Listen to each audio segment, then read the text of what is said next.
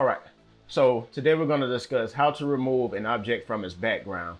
So maybe you have an object that you would like to use on a book cover or maybe a flyer.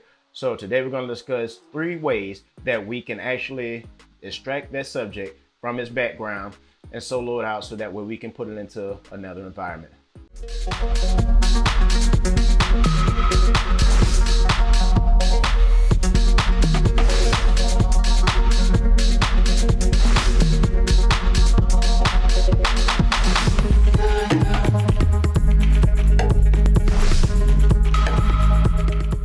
What's up, designers, and welcome back. It's your man Khalid.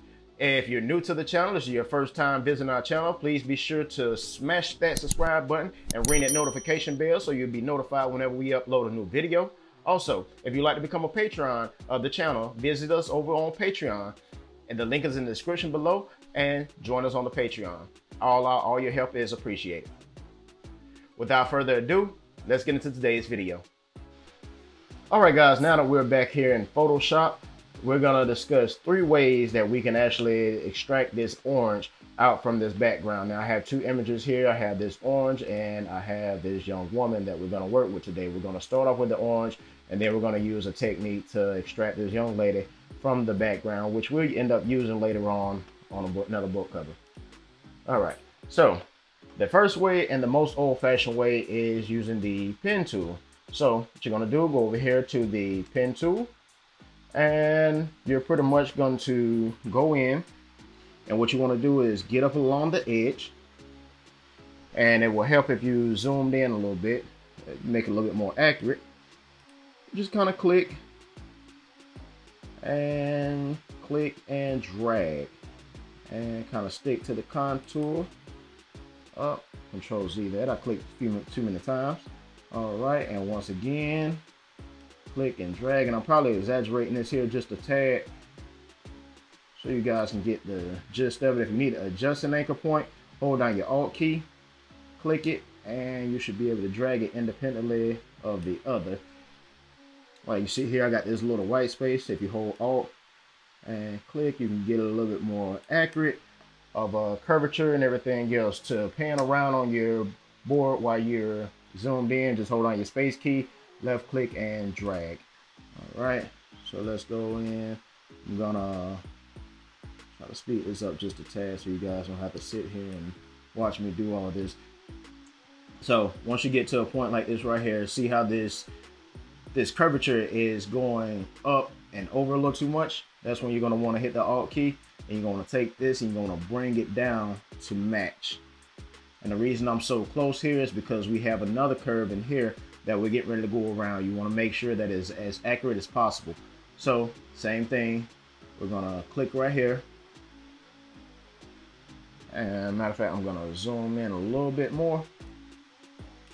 All right, see that we're not that accurate right here, so we're going to take it, drag it. All right, and we're gonna click here, just barely drag. Gonna click here at the peak of this other one, and we're going to drag, and of course we're gonna come right here to this one. I'm gonna click and we're gonna drag. Then we're pretty much out of the bumpy area, so we're gonna click and drag. Gonna open up our strokes just a little bit more this time. So we're gonna click, drag, and Control minus and Control plus on your keyboard. Control minus, Control plus. Control minus, Control plus. That'll help you zoom in and out as you're doing it. Remember, if you want to pan around, you hold down your space bar, left click and drag. All right, and Control minus again, because we don't need to be that accurate on this part. And always remember to try to stay a little bit inside of what you're doing, so that way you don't get the white area in your crop, but you want to stay as close to the edge as possible. Right, once again right here, come in, right, and we're gonna see if I can get this last one in one stroke. So I might have to work on this one just a tad. Right, and there we go. Now once you have your path done, you're gonna zoom back out, you're gonna right click inside your path, and you're gonna hit make a selection. Now the feather radius, I would say the 1 or 2 pixels. I'm gonna go with 2 pixels on this one. So we're gonna hit 2 pixels on here. All right, so we get 2 pixels. We're gonna hit OK. That's gonna give us our selection. Now, you can do this 2 ways. Either you could hit Control J, and Control J would isolate it. If we turn off this background layer, you see we have our orange isolated from its background. All right, and the other way is, let me hit Control Z on that. We still have a selection. All right, other way, hit Control Shift and I, and hit. Make sure that this little lock over here is off on your layer, and hit delete. The Control Shift I inverts the selection. So we selected the orange, and by hitting Control Shift I, we actually selected the outside so we could delete the outside. So as you see there, if I hit Control D always deselects whatever you have selected. As you can see, we isolated our orange from our background. No more background. All right, now Control Z, Control Alt Z to step back multiple times, Control D, get rid of our selection. All right, the next way is you can come up here to this Magic Wand tool. If you don't see it, the 4th icon on your left hand side from the top, you're gonna long press on it, long left click, you're gonna slide over, and it may be on your quick selection tool, so you're gonna come down to your Magic Wand tool. Now, with your Magic Wand tool selected, just click anywhere in the white area. Click anywhere in the white area. Normally this works if you have a solid background, but if you need to add something to it, just hold down your Shift key and click. As long as you hold your Shift key, you can add to the selection and just come in here and get out as much as possible. And if you like, once again, if you need to, you can zoom in, spacebar, left click and drag, hold on your Shift key, and we're gonna get as close as we can in here. All right, man, that should be close enough. Now we're gonna hit Control 0. I'm gonna hit Control 0 to just bring it to the screen size. Now that we have our outside selected, once again, you can hit the delete key. It'll isolate your subject from the background. Control D, and there you go. All right. Now for the last way and the most easiest way, and the way we're going to use it to remove the young lady from the photo, and the next one is Control D to get rid of all that. You're going to come up here. You're going to have, and pretty much as long as any of your selection tools are selected, so it could be, you could have your quick selection tool, your Magic Wand tool, even your rectangular marquee tool, you can have that selected. But what we're gonna want to do is we're going to come up here, and we're going to want to hit Select Subject. Now I'm gonna show you, because this one has Select Subject and Select the Mask, so I'm gonna go up to the rectangular marquee tool, and we're gonna hit Select the Mask. Okay. Now what I normally do, I turn my transparency all the way up. I don't want to see anything. Turn this off. All right, so now see that the Select Subject button has popped back up. So we're gonna hit select Subject, and we're gonna wait on it to do this thing. Now, as you can see, it did a fairly fine job of extracting our object from its background. Not quite as much down here. So what we're gonna do, we're gonna come up to this Refine Edge tool, and I think a radius of 13 should be good for this size image. And what we're going to want to do is just barely come in and raise this right here. And you may want to put it on minus. So yeah, come in, and you can even come in and kind of spot click as well. All right, and once that's done, what I always do is go down to output settings, decontaminate colors. I can't speak tonight. New layer with new layer mask, and you're gonna hit OK. And there you have it. You have it with the layer mask on it. So even if you wanted to come in here and refine that a little bit more, you would just hit B for your brush tool. Make sure that you have a nice soft edge brush.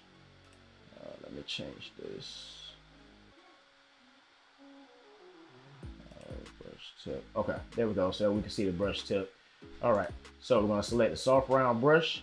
I'm going to click back somewhere over here, and I'm gonna Control Z that because I clicked. Always make sure that your black color is in the front when you're trying to take something away. Black takes away and white reveals. So black hides, white reveals. So with the black color, if the black color is not on top over here, what you're gonna want to do is hit the X key, and that'll flip-flop these two color palettes. So with the black selected, we're gonna come in, we're gonna zoom in quite a ways, and we're gonna come down here with our brush. We're just gonna come in and clean this up. All right. And there we go. Now if I hit Control 0, as you can see, there we have our subject extracted from the background. Now let's go to the young woman, because photos can be a little more tricky, and as long as you don't have a busy background, it shouldn't be that hard to extract them from the background. Now if you had a whole lot of trees, or her hair was blending into, let's say, maybe like a black photo backdrop, then it'll be a little more difficult. You will have to actually go in with the pen tool in order to extract her from the background. But since we don't have all that going on in this photo, what we're gonna do, we're gonna select the last option that we did, because this is the most simple, most time efficient, and it's one that I love to use. We're gonna make sure that this icon, the lock icon, has disappeared. We're going to simply hit select subject.